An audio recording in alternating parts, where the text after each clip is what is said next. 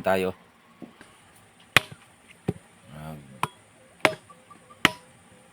Gumawa tayo ng panggatong para naman ay may income tayo kahit papaano. Dahil yung lakad natin ganyan ay na-cancel. Hindi pumunta yung gawa ay ng lantern or gumagawa ng mga star.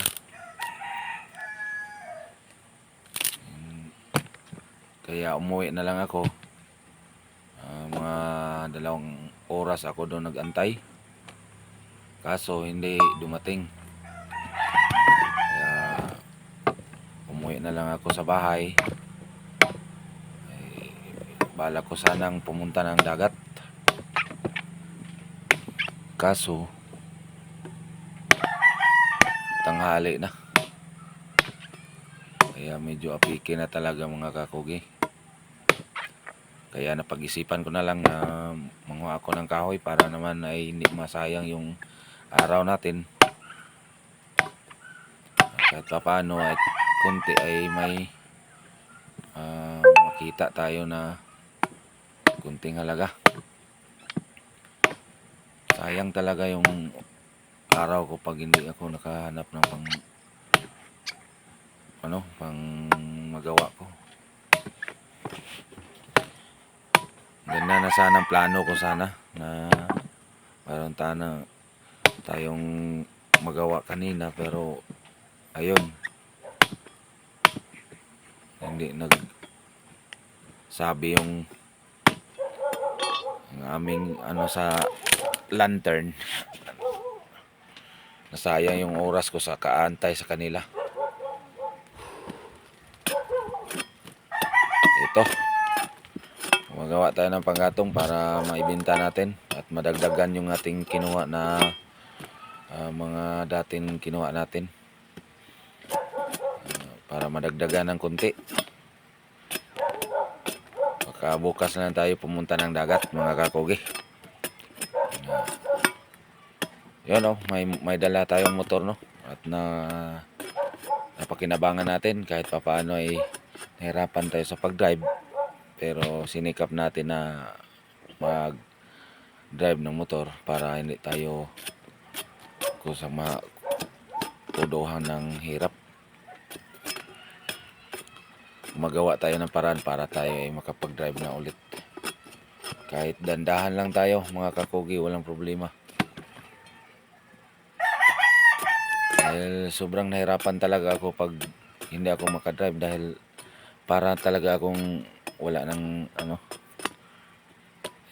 nagdepende ako sa mga tao na kung maglumakad ako ng malayo, siyempre magdepende ako sa asawa ko. Yung asawa ko ay may trabaho. Kaya medyo parang hindi ko makaya na lumakad ng malayo. Kaya gumawa ako ng idea para makapag-drive ako muli. Kaya ito na nga mga kakugi.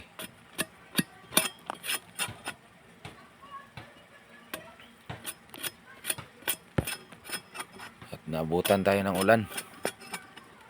Dahil sa kaantay natin na walang kwenta.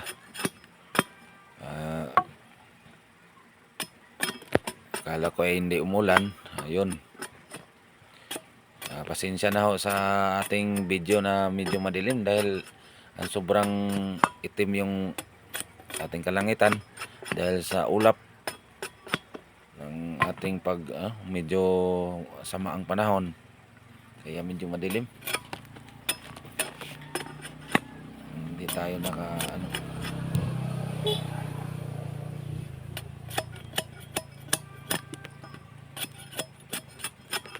sobrang pagod ko na talaga mga kakugi.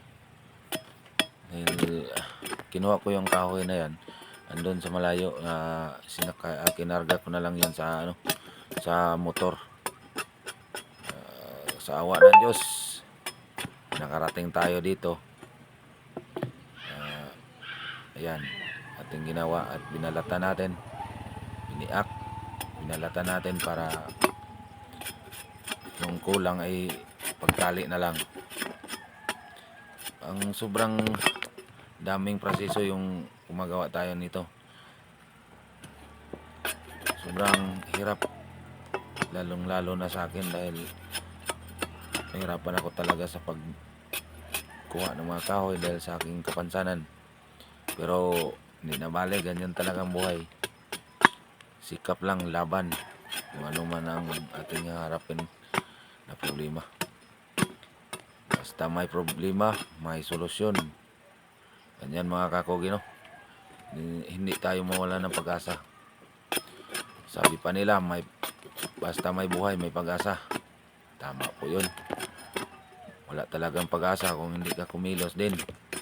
Kailangan, habang may buhay ay kumilos ka din para makamit mo yung mga pangarap mo at hindi ka maanuhan.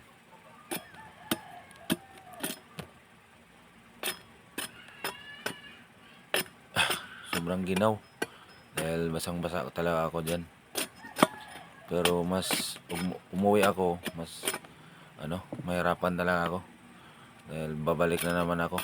Kaya tinapos ko na lang yan.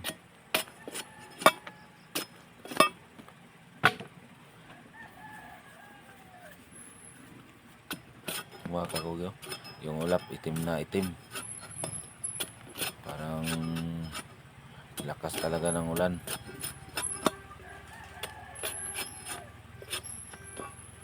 Medyo pabugso-bugso yung ulan na mga kakugi.